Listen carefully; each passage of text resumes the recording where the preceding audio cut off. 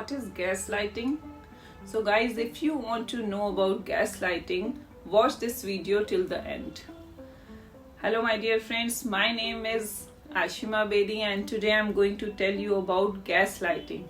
So friends, gaslighting is a form of sustained psychological manipulation that causes the victim to question or doubt their sanity, judgment and memories.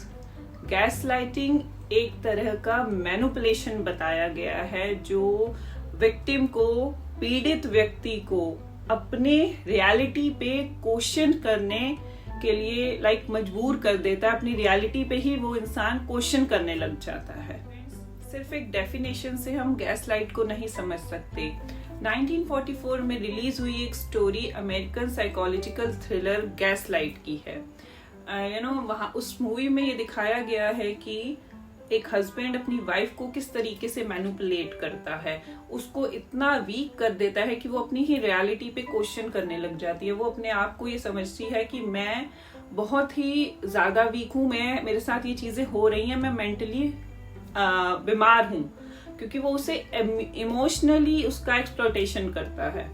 तो ये चीज actually है कि इंसान अपने ऊपर, जो गैसलाइटर वो अपने ऊपर खुद ही ये बात समझने लग जाता है कि हमारे साथ, हमारे अंदर ये कुछ मेंटली डिस्टर्बेंस चल रही है, हम अब ठीक नहीं हैं मेंटली।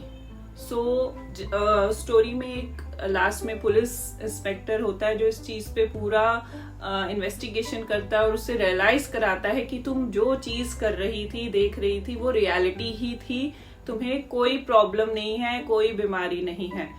एक्चुअली क्या होता है उसमें, गैसलाइट इसका वर्ड इसलिए था उस स्टोरी का क्योंकि उसमें उसका हस्बैंड एक ये टेक्निक उसके साथ करता है कि गैसलाइट्स के ऐसे ब्लिंक ब्लिंक करती है और वो उसको कहती है कि ये ब्लिंक हो रही है, उसको कहता है नहीं हो रही, उसको रियलिटी यकीन दिलाता है कि तुम गलत हो, तुम्हारा दिमाग, तुम मेंटली वो हो, तुम्हें जरूरत है डॉक्टर की और मैं फिर भी तुम्हारे साथ हूँ, दिस टाइप की। इस बात को एक और तरीके से समझते हैं, एक डिफरेंट स्टोरी से। जैसे हस्बैंड वाइफ है जिनकी शादी हुई, तो हनीमून पीरियड तक सब ठीक था। उसके बाद जब वाइफ कुछ कहने लगती है अपने हस्बैंड को कि हाँ मैं परेशान हूँ या किसी चीज के लिए रिएक्ट करती है, तो वो हस्बैंड उसको कहता है कि ये चीज नहीं है, तुम ओवर रिएक्ट कर रही हो, ओवर सेंसिटिव हो रही हो। वो वाइफ अपने हस्बैंड पे यकीन करती है क्योंकि वो उसकी हर बात मानती है, क्योंकि वो उस पर ट्रस्ट करती है 100%। और गाइज ये सिर्फ रिलेशनशिप में कि हस्बैंड वाइफ में नहीं होता है, ये चीजें फ्रेंड्स में भी हो जाती हैं, आपस में कलीग्स में भी होती हैं और यहाँ तक कि पेरेंट्स भी करते हैं अपने बच्चों को। ये सिर्फ एक किसी इंसान की हैबिट है कि अगर वो गैसलाइटर है तो वो किसी को भी करेगा, चाहे वो ऑफिस में कलीग हैं, चाहे दोस्त हैं, चाहे अपने बच्चे हैं।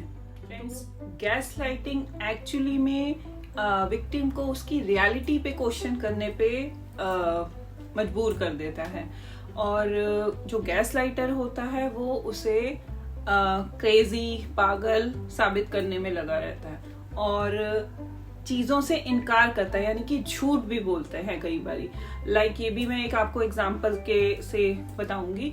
कई बार ऐसा होता है कि किसी पार्टी में गए और हस्बैंड ने किसी रीजन से वाइफ के ऊपर शाउट कर दिया और उस टाइम वाइफ चुप रह गई कि बहुत सारे लोग हैं यहाँ, मुझे रिएक्ट नहीं करना चाहिए, मुझे नहीं बोलना चाहिए कुछ भी, और चुपचाप सुन लेती है। और जब वो घर आके डिस्कस करती है अपने हस्बैंड से कि वहां पे इतने सारे गैदरिंग में आपने मेरे ऊपर यूं शाउट किया, तो जो गैसलाइटर होगा वो इस बात से टोटली इनकार कर देगा, मना कर देगा कि मैंने ऐसा कुछ किया है, कि मैं ऐसा तो हुआ ही नहीं था कुछ। उसका आंसर होगा ऐसा तो कुछ हुआ ही नहीं था, मैंने तो ऐसा किया ही नहीं। तो this is the sign of gaslighter. कई बार ऐसा होता है कि जैसे पेरेंट्स और बच्चों का, जैसे मैंने बताया, बच्चा अपने फादर से कहता है कि आज हम घूमने जाएंगे, डिनर पे बाहर जाएंगे, तो उसके फादर कहते हैं ओके ठीक है, मूवी देखने जाएंगे या फिर ओके। और मूवी का टाइम जो है उसके टाइम वो लेट आते हैं, 1 घंटा हो जाता है, देर हो जाती है। तो उसका बेटा कहता है कि आपने मुझे कहा था कि मूवी देखने जाएंगे और आप लेट आए हो इतनी, अब हम मूवी कैसे देखने जाएंगे, टाइम शो निकल गया। तो फादर का क्या आंसर होता है, क्योंकि ये आदत होती है कि दूसरे पे ही ब्लेमिंग की भी आदत होती है गैस लाइटर्स की। तो उनका क्या आंसर होता है कि तुम्हारी गलती है, ये मेरी गलती नहीं है। अगर तुम मुझे 1 घंटा पहले कॉल करते तो मैं ऑफिस से थोड़ा सा जल्दी निकल जाता, क्योंकि तुमने मुझे कॉल नहीं किया, याद नहीं करवाया, तो ये तुम्हारी गलती है।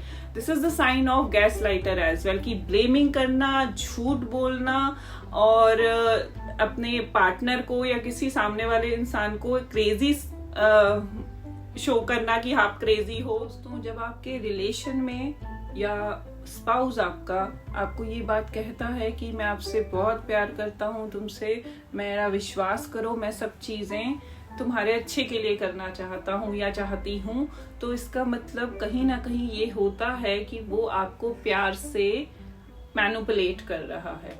तो इस चीज को समझिए, जब आप कोई ऐसी चीज हो जिसमें आपका अपमान हो रहा है, अपमानजनक चीजें हो रही हैं और वो कंटिन्यूसली हो रही हैं, क्योंकि ऐसा होता है ना फ्रेंड्स कि समहाउ हम सभी कहीं ना कहीं कुछ चीजों का मैनिपुलेशन करते हैं, बट कभी कभी और हमेशा ऑलवेज ये चीजें होने में डिफरेंस होता है। इस चीज को नोटिस कीजिए कि आपके साथ ये चीजें कितनी बार रिपीट होती हैं, किस तरीके से होती हैं, और आप उन चीजों पे से आपकी मेमोरीज पे, आपके अपने सेल्फ एग्जिस्टेंस पे क्या इफेक्ट पड़ रहा है।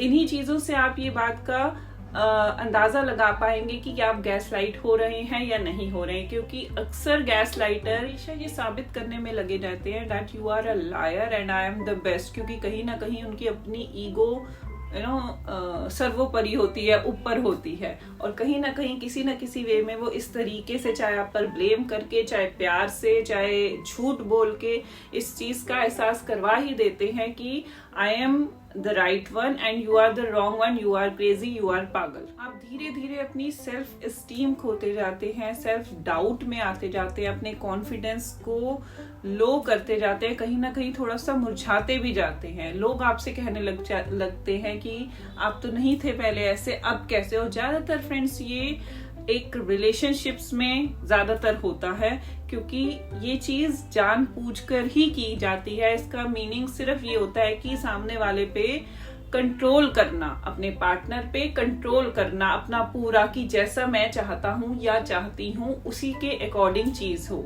उसी के अकॉर्डिंग काम हो। तो उस चीज की वजह से जब आप कंट्रोल करना चाहते हैं तो आप दूसरे पे ब्लेम भी लगाते हैं, आप झूठ भी बोलते हैं और आप उसको नीचा भी दिखाते हैं, और कहीं ना कहीं कभी जब आपको लगता है कि ओवर हो गया तो उसे प्यार से मैनिपुलेट भी करते हैं।